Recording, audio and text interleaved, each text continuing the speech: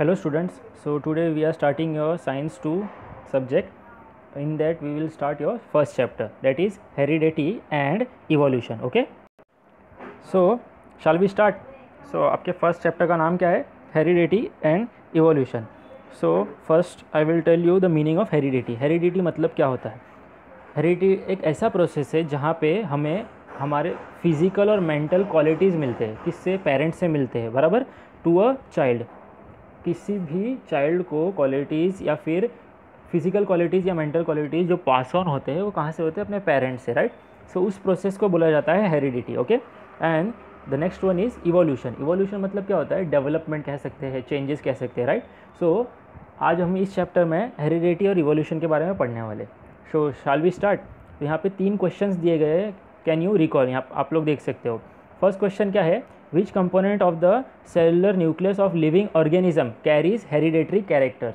मतलब कौन सा ऐसा कंपोनेंट है सेल के अंदर जो हेरिडेटरी कैरेक्टर्स पास ऑन करता है, बराबर ना. क्या करता है? कैरी करता है नेक्स्ट जनरेशन में. तो कैसे पता चलेगा अपने को? सो आई होप आपको पता रहेगा. 9th स्टैंडर्ड में हमने पढ़ा था क्रोमोसोम्स जो रहते हैं वो किससे बने रहते हैं? न्यूक्लिक एसिड और प्रोटीन से, राइट. सो वो किस में रहते हैं? सेल में रहते हैं. और हम लोग ने ये पढ़ा था कि क्रोमोसोम्स जो है वो ट्रांसफ़र करते हैं हेरिडेटरी कैरेक्टर्स एक जनरेशन से नेक्स्ट जनरेशन में, right. Okay, so next question आप लोग देख सकते हो. What do we call to the process of transfer of physical and mental characters from the parents to a progeny. Progeny मतलब होता है ऑफस्प्रिंग, मतलब चाइल्ड. ओके, जो नेक्स्ट जनरेशन रहता है वो, राइट. पेरेंट्स के बाद का नेक्स्ट जनरेशन. ओके, सो मैंने जैसे ही आप लोग को हेरिडिटी बताया था, हेरिडिटी का मीनिंग क्या था कि ऐसा प्रोसेस जहाँ पे फिजिकल और मेंटल क्वालिटीज़ पास ऑन होती है from a parent to a child, right. So इससे अपने को पता चल जाता है उस प्रोसेस का नाम क्या रहेगा? Heredity, right. सो समझ में आ ही गया होगा आपको. सो नेक्स्ट क्वेश्चन देखते हैं. What are the components of the DNA molecules. अब भी मैंने आपको बता दिया था डीएनए जो रहता है उसके अंदर कौन से मॉलिक्यूल्स रहते हैं. आप बताइए, किसी को पता रहेगा? चलो मैं बता देता हूँ. डीऑक्सीराइबोस शुगर रहता है, फॉस्फोरिक एसिड रहता है और नाइट्रोजेनियस बेसिस. नाइट्रोजेनियस बेसिस मतलब ऐसे मॉलिक्यूल जिसके अंदर नाइट्रोजन प्रेजेंट हो. फॉस्फोरिक एसिड आपको सबको पता है अपने बॉडी में बनता है, बराबर. और डीऑक्सीराइबोस शुगर मतलब ऐसा शुगर जिसके अंदर से ऑक्सीजन का लॉसअप हुआ हो, मतलब ऑक्सीजन जिसमें नहीं रहता है, ऑक्सीजन लॉस होता है, वो शुगर को बोला जाता है डीऑक्सीराइबोस शुगर. ओके, सो तो हम लोग चालू करते हैं फर्स्ट पार्ट. आप लोग ध्यान दीजिए अपने टेक्स्ट बुक में. You can see there heredity and hereditary changes. So you know that heredity is the transfer of biological characters from one generation to another via genes, बराबर ना. मैंने आपको बताया था जैसे कि ट्रांसफ़र होता है हेरिडेटरी कैरेक्टर्स, मतलब बायोलॉजिकल कैरेक्टर्स ट्रांसफ़र होते हैं एक जनरेशन से दूसरे जनरेशन में विया जीन्स. जीन्स आपको पता ही रहेगा, आपने पढ़ा रहेगा. ओके, तो John Gregor Mendel is the Pioneer मतलब क्या होता है? Inventor. He was the inventor of the modern genetics. उसने इन्वेंट किया था, उसने बताया था सभी को कि मॉडर्न जेनेटिक्स, जीन्स क्या होता है. Okay, he was the founder, inventor. Around the period of 1986, it took a long time for him to understand the conclusion of his research about heredity. 1986 के बाद भी उसे बहुत ज़्यादा टाइम लगा था कंक्लूजन पे आने के लिए, एंड पे आने के लिए, कि उसने जो रिसर्च किया है हेरिडिटी के रिलेटेड वो सही है या नहीं, या फिर उसे और कितनी रिसर्च करनी पड़ेगी. ओके, बहुत ज़्यादा टाइम लगा था उसे. तो आगे देखते हैं. In 1901 the reason behind the sudden change were understood. फिर 1901 में रीज़न मालूम पड़ गया था, पता चल गया था कि सडन चेंजेस क्यों होते हैं ह्यूमन बॉडी में. समझ में आया आप लोग को? Changes were understood due to the mutational theory of Hugo de Vries. Mutational मतलब changes of structure, changing of a structure. किसी भी स्ट्रक्चर में चेंजेस होता है उसको बोला जाता है म्यूटेशनल चेंजेस. ओके, तो म्यूटेशनल चेंजेस किसने बताया था? एक साइंटिस्ट थे, उनका नाम था यूगोडी वेरस. ओके, मीनवाइल इन 1902 वॉल्टर और सूटॉन. मैंने आपको जैसे बताया था थियोरी या फिर डेवलपमेंट आगे बढ़ता ही रहता है. कोई एक साइंटिस्ट किसी चीज़ के ऊपर डेवलपमेंट करेगा, खोज करेगा, तो उसके बाद नेक्स्ट जनरेशन जो आती है उसी चीज़ को और एडवांस में, जैसे कि आपको पता है टेलीफोन्स बने थे, मोबाइल फ़ोन्स बने थे, उसके बाद स्मार्टफोन बने, बराबर ना. तो उसी चीज़ के ऊपर अलग अलग तरह से क्या किया गया था? रिसर्च किया गया था, राइट ना. तो फर्स्ट रिसर्च हुआ था 1886 में, उसके बाद 1901 में हुआ था, एंड आफ्टरवर्ड्स 1902 में कौन से साइंटिस्ट का नाम दिया गया यहाँ पे देख सकते हो आप लोग, Walter and Sutton. Observe the paired chromosomes, मैंने आपको बताया था 9th स्टैंडर्ड में, जैसे आपको पता है पैर्ड क्रोमोसोम्स कितने रहते हैं, 22 पेयर्स ऑफ क्रोमोसोम्स रहते हैं ह्यूमन बॉडी में। Okay, paired chromosomes in the cell of grasshopper, उन्होंने पैर्ड क्रोमोसोम्स लिए थे ग्रास हॉपर के सेल में। ओके, सेल किसका था, ग्रास हॉपर का। until then it was not known to anyone, ये चीज़ किसी को पता थी नहीं थी, ऑब्वियसली साइंटिस्ट जो रिसर्च करते हैं वो किसी को पता नहीं होता, right. So research started in the direction of finding the nature of genetic material. अब रिसर्च किसके रिलेटेड स्टार्ट हुई थी कि जेनेटिक मटेरियल का नेचर क्या है, जेनेटिक मटेरियल एग्जैक्टली होता क्या है और वो ट्रांसफ़र किस तरह से होता है नेक्स्ट जनरेशन में। When it was prove that genes are carried via chromosomes, और इसके बाद पता चल चुका था कि जीन्स जो है वो कैरी किए जाते हैं किसके हेल्प से, क्रोमोसोम्स की हेल्प से। ओके, दो विच 1944 ट्रायो ऑफ साइंटिस्ट, ट्रायो मतलब 3 जन का ग्रुप था, 3 जन के ग्रुप में फर्स्ट साइंटिस्ट, सेकंड साइंटिस्ट और थर्ड साइंटिस्ट के नाम यहाँ पे दिए गए, मैं बोलता हूँ। Oswald Avery first scientist, Maclyn McCarty, right, and the third one is Colin MacLeod. ये तीनों साइंटिस्ट थे, इन तीनों का ट्रायो था। प्रूव क्या किया था इन्होंने, prove that except viruses all the organism have DNA as a genetic material. उन्होंने ये तीनों ने ये प्रूव किया था कि वायरसेस को छोड़ के हर एक ऑर्गेनिज्म जो है अर्थ पे उन सब का डीएनए मटेरियल रहता है। ओके, डीएनए रहता है एज अ जेनेटिक मटेरियल उनके बॉडी में। ओके, सो आगे चालू करते हैं। इन 1961 फ्रेंच जेनेटिसिस्ट जो थे उनका नाम था Francois Jacob, okay, and Jacques Monod proposed a model for process of protein synthesis. अभी मैं आपको एक वीडियो भेजूंगा बाद में, प्रोटीन सिंथेसिस एक्चुअली में किस प्रोसेस में होता है, उसके पहले हम थोड़ा रफ एक्सप्लेनेशन ले लेते हैं। ओके, सो देखते हैं कि उन्होंने क्या बताया था। ये जो फ्रेंच जेनेटिक्स थे, जेनेटिक्स मतलब क्या होता है, जिन्होंने जीन्स के रिलेटेड स्टडी किया था। ओके, तो यहाँ पे उन साइंटिस्ट के नाम दिए गए हैं, मैं चाहता हूँ आप लोग अपने टेक्स्ट बुक में उन साइंटिस्ट के नाम अंडरलाइन कर ले। ओके, सो इन्होंने प्रोटीन सिंथेसिस के बारे में बताया था। अभी मैं आपको बताता हूँ प्रोटीन सिंथेसिस क्या होता है। हम खाना खाते हैं तो हम खाना खाते ही हमें क्या मिलता है, एनर्जी मिलता है, राइट, प्रोटीन्स मिलता है, विटामिन मिलता है, आपको पता है।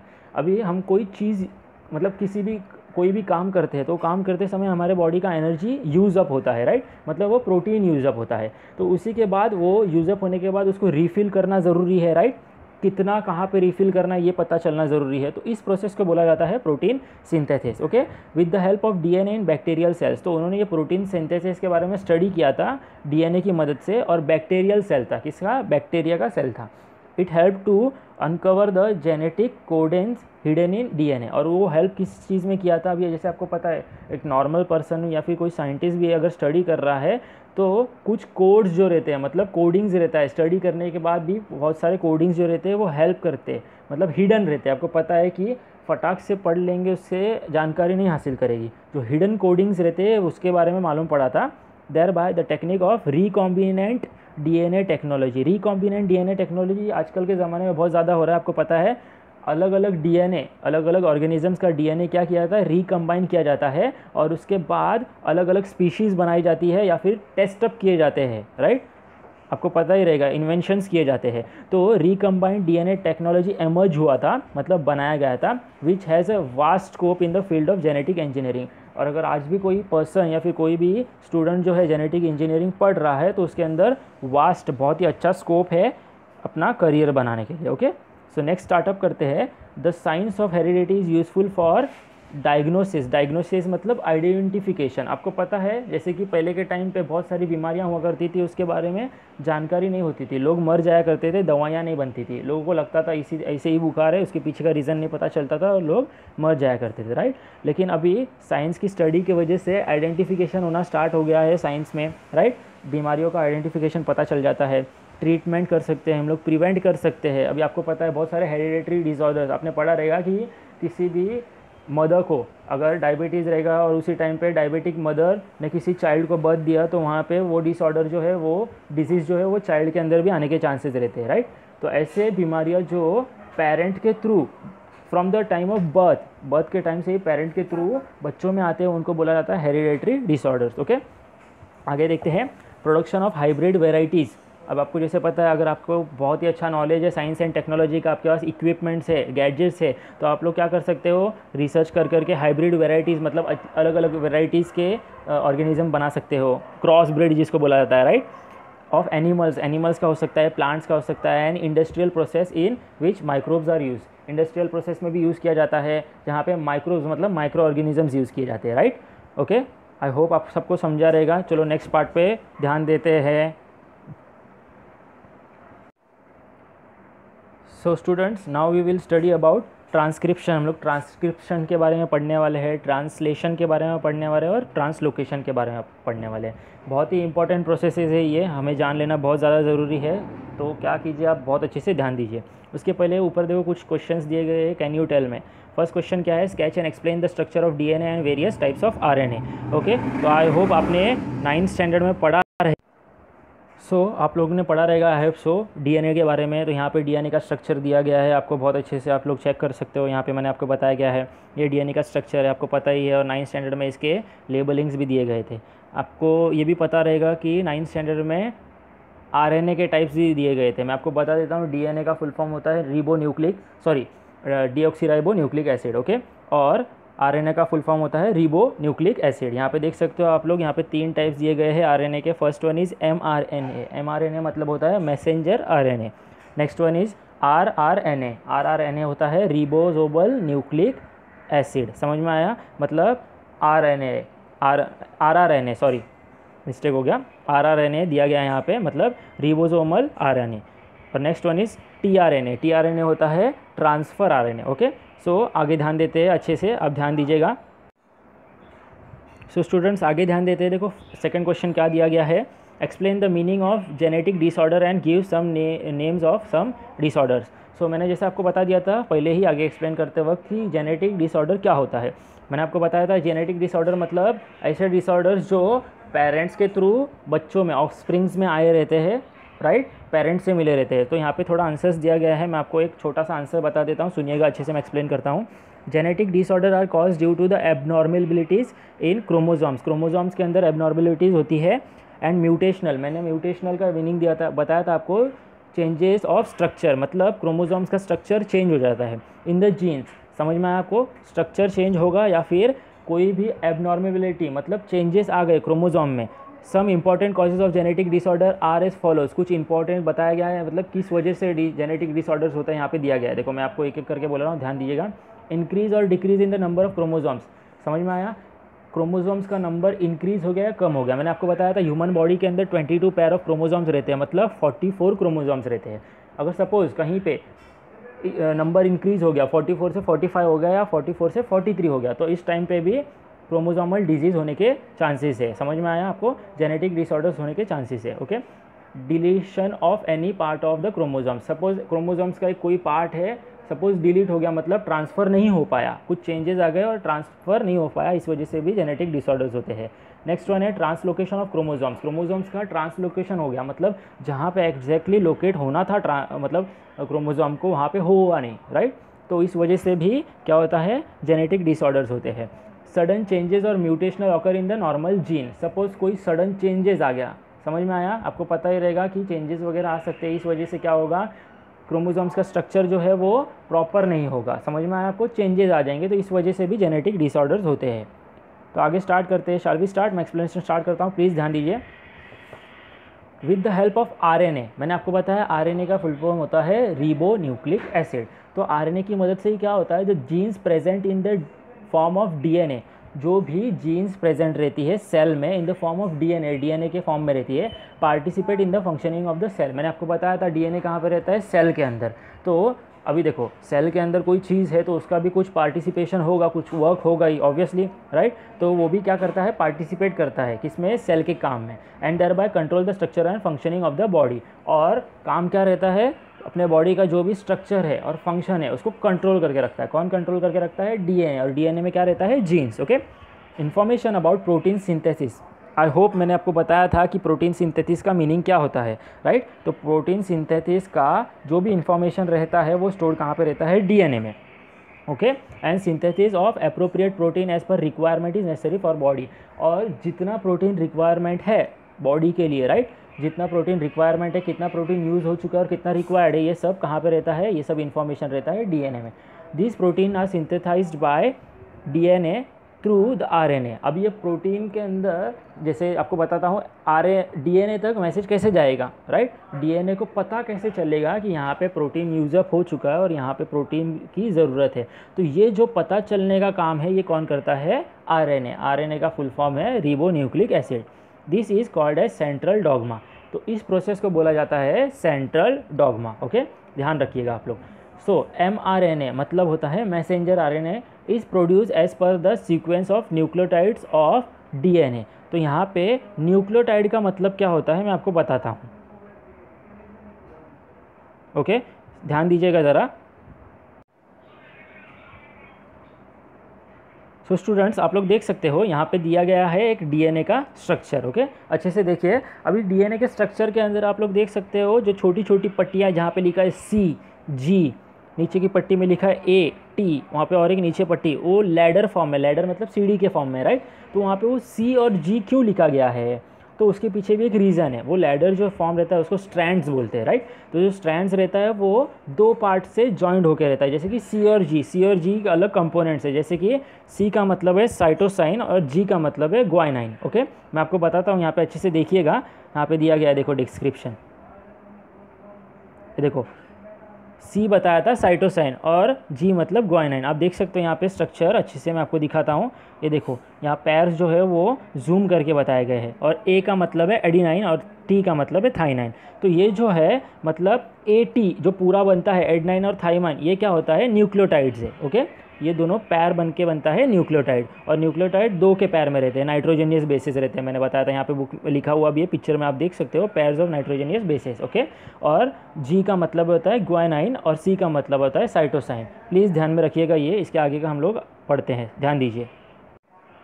सो स्टार्ट करते हैं फिर से, ध्यान दीजिएगा। mRNA मतलब messenger RNA is produce as per the sequence of nucleotides, मतलब वो न्यूक्लियोटाइड्स के सीक्वेंस के हिसाब से बनाया जाता है। ओके, प्रोड्यूस किया जाता है। मैंने आपको बता दिया न्यूक्लियोटाइड्स क्या होता है डीएनए में। Okay, only one of the two strands, मैंने आपको बताया था वो जो स्ट्रैंड है मतलब दो स्ट्रैंड बन के एक स्ट्रैंड बनता है, मतलब दो नाइट्रोजनियस बेसिस जॉइंट होके एक स्ट्रैंड बनता है। तो वो दोनों में से एक स्ट्रैंड जो रहता है of DNA is used in this process. Okay, दोनों प्रोसेस में काम नहीं आता है, जैसे कि एडिनाइन और थाइमाइन दोनों नहीं काम आता है, दोनों में से एक ही काम आता है। ध्यान दीजिएगा।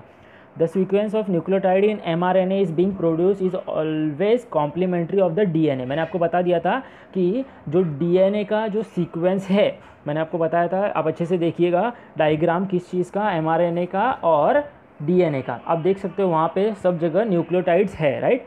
तो जो न्यूक्लियोटाइड्स mRNA के रहते हैं वो किसके फॉर्म में रहते हैं? डीएनए के फॉर्म में, राइट। डीएनए के न्यूक्लियोटाइड्स के फॉर्म में रहते हैं, right.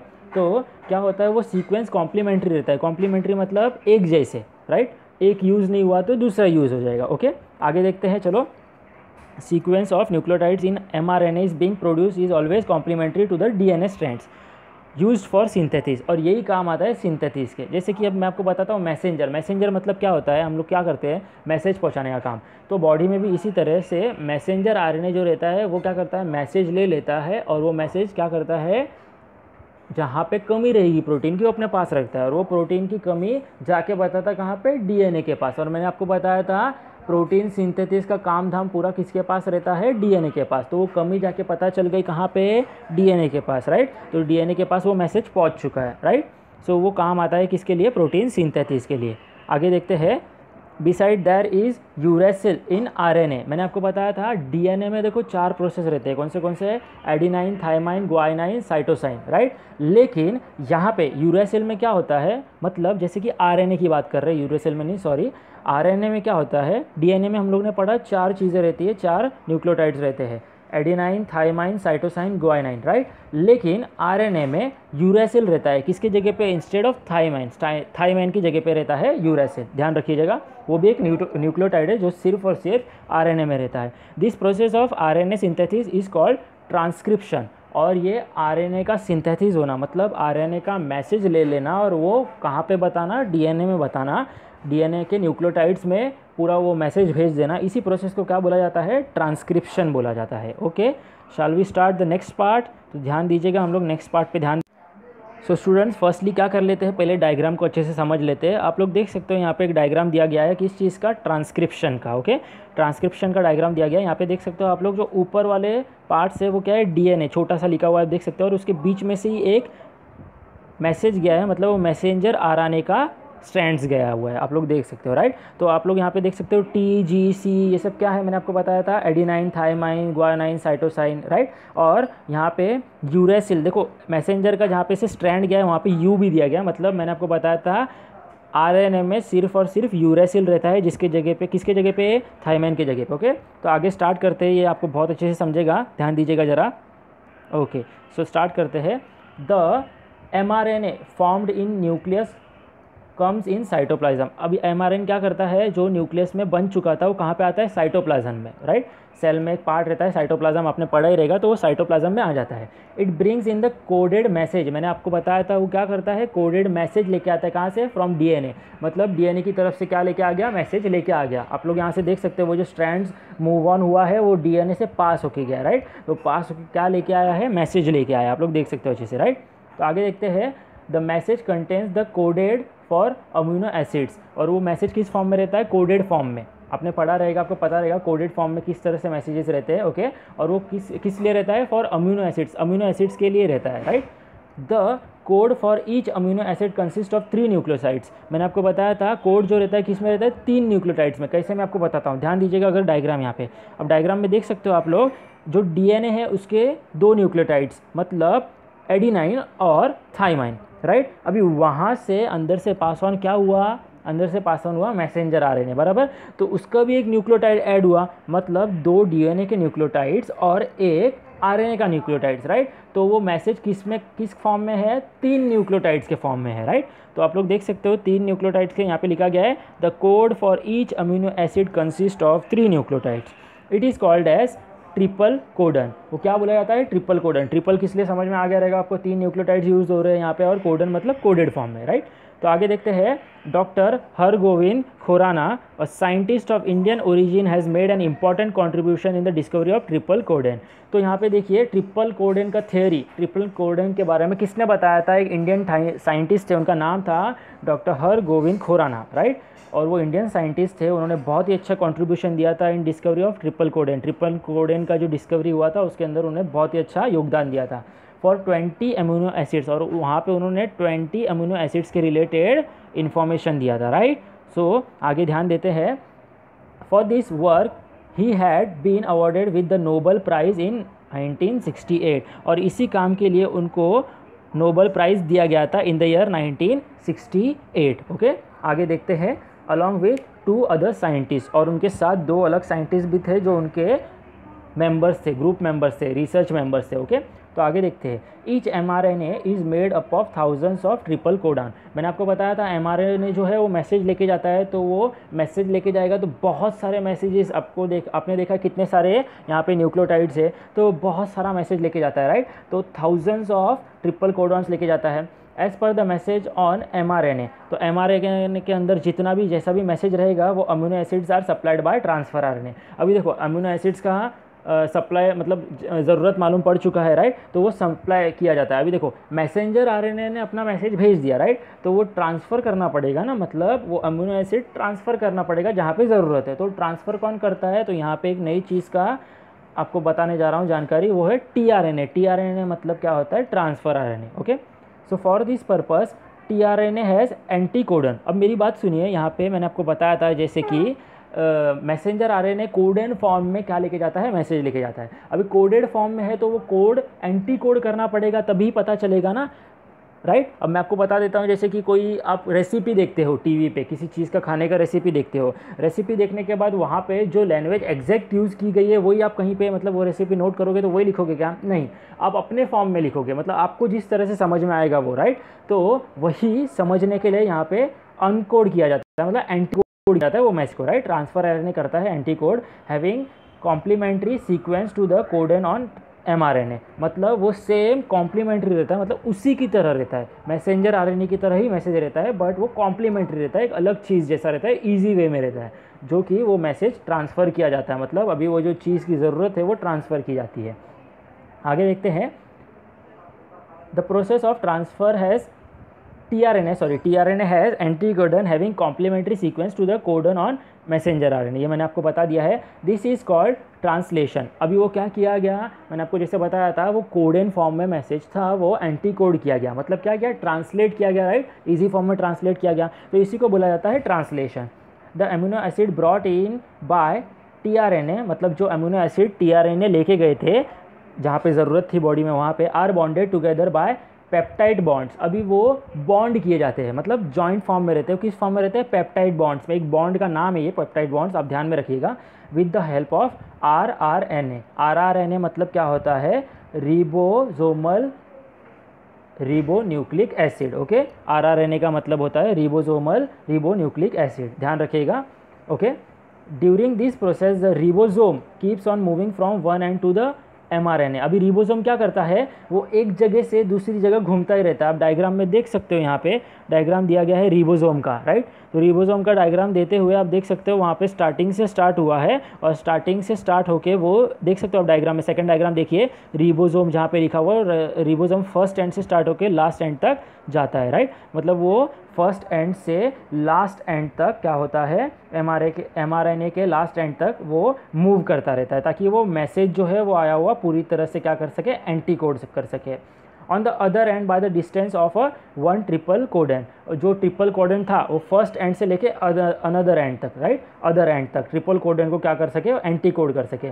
This is called translocation, right. अभी मैंने आपको बताया ट्रांसलोकेशन कैसे हुआ। इसके अंदर जो एंटी कोड करके जो हम लोग ने क्या किया था, वो मैसेज को ट्रांसफ़र कर दिया था, राइट। अभी वो ट्रांसफ़र करके वो अमीनो एसिड वहाँ से दूसरी जगह भेजा, राइट, बराबर। तो यहाँ पे से क्या हुआ, लोकेशन चेंज हुआ, ट्रांसलोकेशन हुआ, राइट। तो अमीनो एसिड जहाँ पे कहाँ पे था, DNA में, तो DNA की और से कहाँ पे गया, वो गया जहाँ पे बॉडी में ज़रूरत थी वहाँ पे, राइट। तो ट्रांसलोकेशन हुआ, राइट। तो इसी प्रोसेस को बोला जाता है ट्रांसलोकेशन। आई होप आपको समझ में आया होगा ट्रांसक्रिप्शन, ट्रांसलेशन और ट्रांसलोकेशन क्या होता है। मुझे पता है थोड़े डिफ़िकल्ट कॉन्सेप्ट है, फिर भी आप मेरी वीडियो अच्छे से देखेंगे, 2-3 बार देखेंगे और आपकी टेक्स्ट बुक सामने रख के उसको अच्छे से पढ़ के समझेंगे तो आपको समझ में आ जाएगा। ओके, सो आगे देखते हैं। Next part is such many change come together to form a complex protein. अभी ऐसे बहुत सारे चेंज जो है एक साथ आते हैं, किस लिए, कॉम्प्लेक्स प्रोटीन बनने के लिए, राइट। प्रोटीन मैंने जैसे आपको बताया था कि प्रोटीन बहुत सारा चाहिए रहता है, जहाँ पे यूज़ कर दिया रहता है वहाँ पे, और प्रोटीन का सप्लाई करने के लिए।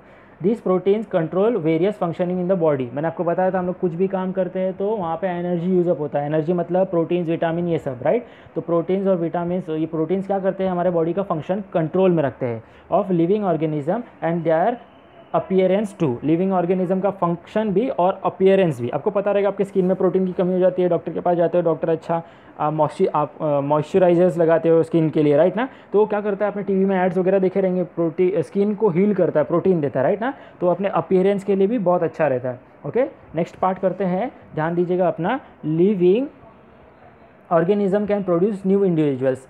As I have said you in the first part, मैंने आपको बताया था कि लिविंग ऑर्गेनिज्म क्या कर सकते हैं, अपने जैसा ही नए इंडिविजुअल्स को बर्थ दे सकते हैं, like themselves, due to genes only and some of this genes are transmitted to the next generation. मैंने आपको बताया था हेरिडिटी का मीनिंग क्या होता है, जीन्स के थ्रू वो जीन्स ट्रांसफ़र किए जाते हैं, कहाँ पे, नेक्स्ट जनरेशन में। जीन्स के थ्रू नहीं, सॉरी, जीन्स जो है वो ट्रांसफ़र किए जाते हैं नेक्स्ट जनरेशन में, विदाउट एनी चेंजेस, कोई भी चेंजेस किए बिना। और अगर कुछ चेंजेस हो जाते हैं तो उसके अंदर चांसेस रहते हैं हेरिडेटरी डिसऑर्डर्स आने के, right. So due to this some of the characters of parents are transmitted to their offsprings. Offsprings मतलब मैंने आपको बताया था, ऑफस्प्रिंग्स मतलब होता है चाइल्ड, नई जनरेशन, राइट। तो जो जीन्स रहते हैं वो क्या होते हैं, ट्रांसफ़र होते हैं एक जनरेशन से to the next generation. So next part पढ़ते हैं। हाउएवर, सॉरी, मैं स्क्रीन चेंज करना भूल ही गया था, ध्यान देते हैं ज़रा, फिर से स्टार्ट करते हैं। यहाँ से कहाँ पे दिया गया है, लिविंग ऑर्गेनिज्म से। आई होप मैंने आपको बता दिया था यहाँ पे ट्रांसलोकेशन तक क्या होता है, राइट। तो ट्रांसलोकेशन के बाद का फिर से थोड़ा कर लेते हैं फटाक से। Such many change are came together to form complex protein. Complex protein के फॉर्म में वो चेंज बनाए जाते हैं ताकि जहाँ जहाँ पे प्रोटीन की ज़्यादा ज़रूरत हो वहाँ पे प्रोटीन सप्लाई किया जाता है। This proteins control various functions in the body. मैंने आपको बताया था प्रोटीन्स क्या करते हैं, बॉडी के अंदर वेरियस फंक्शंस कंट्रोल करते हैं, राइट। और साथ ही साथ लिविंग ऑर्गेनिज्म का अपीयरेंस भी स्किन को भी प्रोटीन्स की ज़रूरत पड़ती है, राइट ना, तो वो अपीयरेंस भी अच्छा बनाए रखता है। तो आगे देखते हैं, living organism can produce new individuals like themselves. मैंने आपको बताया था फर्स्ट पार्ट में ही चैप्टर के कि लिविंग ऑर्गेनिज्म क्या करते हैं, खुद के जैसे नए इंडिविजुअल्स को बर्थ देते हैं, right, themselves due to genes only and some of those genes are transmitted to the next generation. और मैंने आपको बताया था जैसे कि जीन्स जो है वो ट्रांसफ़र होता है नेक्स्ट जनरेशन में विदाउट एनी चेंजेस, किसी भी चेंजेस हुए बिना। और इफ़ अगर चेंजेस हो गए तो क्या होगा, चेंजेस होने की वजह से हेरिडेटरी डिसऑर्डर्स होने के चांसेस है। ओके, नेक्स्ट पार्ट ध्यान देते हैं, due to this some of the characters of parents are transmitted to the offsprings. तो इसी वजह से कुछ कैरेक्टर्स पेरेंट्स कैसे रहते हैं जो ट्रांसफ़र किए जाते हैं कहाँ पे, ऑफस्प्रिंग्स में। ऑफस्प्रिंग्स मतलब मैंने आपको बताया था किस में, चाइल्ड्स में, मतलब नेक्स्ट जनरेशन में, नेक्स्ट जनरेशन जो आने वाली है एक जनरेशन से। Okay, however sometimes sudden changes occur in those genes. कभी कभी क्या होता है, ट्रांसफर होते टाइम सडन चेंजेस, कुछ ऐसी ग्रेजुअल चेंजेस आ जाते हैं, सडन चेंजेस आ जाते हैं, उसकी वजह से जीन्स के अंदर कुछ क्या हो जाता है, चेंजेस अकर हो जाता है। Sometimes any nucleotide of a gene changes its position. कभी कभी क्या होता है, न्यूक्लियोटाइड क्या हो जाता है, चेंज कर देता है, क्या कर देता है, चेंज, पोजीशन चेंज कर देता है, राइट। मैंने आपको बताया था पोजीशन, आपने वीडियो के स्टार्टिंग में देखा रहेगा तो आपको पता चल गया रहेगा, राइट। तो वो क्या होता है, पोजीशन जो है वो सिर्फ और सिर्फ चेंज हो जाता है। जैसे आपको बताया था एडेनाइन सिर्फ और सिर्फ थाइमाइन के साथ ज्वाइंट हो जाता है, लेकिन सपोज कभी कभी जीन्स ट्रांसफर होते टाइम वो किसी और न्यूक्लियोटाइड के साथ ज्वाइंट हो गया तो क्या होगा, ये चेंजेस आ गया, राइट। तो आगे देखते हैं, position by causes a minor changes. इसी वजह से क्या होता है, कुछ माइनर चेंजेस आ गए which is nothing but the mutation, right. तो म्यूटेशन हो जाता है। म्यूटेशन मतलब मैंने आपको बताया था चेंजिंग ऑफ स्ट्रक्चर, मतलब वो जीन्स का, डीएनए का क्या होगा, स्ट्रक्चर चेंज हो गया, राइट।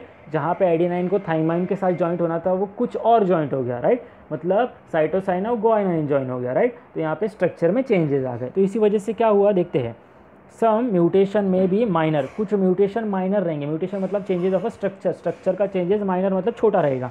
बट सम में भी कंसिडरेबल, कुछ ऐसे रहेंगे जो कंसिडरेबल करने पड़ेंगे, मतलब हमें उसके ऊपर ध्यान देना पड़ेगा। एग्जाम्पल दिया गया है कुछ, म्यूटेशन में change the genetic disorder like sickle cell anaemia. Mutation में कॉज, म्यूटेशन की वजह से क्या होगा, कॉज होगा जेनेटिक डिसऑर्डर होगा। कि कौन सा जेनेटिक डिसऑर्डर होगा, सिकल सेल एनीमिया होगा। समझ में आया आपको, ये एक जेनेटिक डिसऑर्डर है, मैं आपको बाद में बता दूंगा फोटोज़ के related. This is a everlasting process and it is one of the proof for Darwin's theory of natural selection. और ये एवरलास्टिंग प्रोसेस है और इसी के अंदर एक प्रूफ दिया गया है क्यों डार्विन्स थ्योरी नेचुरल सिलेक्शन में यूज़ किया गया था, राइट। इसके रिलेटेड हम लोग आगे चैप्टर में आपको दिया गया है, वहाँ पे पढ़ेंगे। ओके, सो नेक्स्ट पार्ट हम लोग नेक्स्ट वीडियो में देखते हैं। ओके।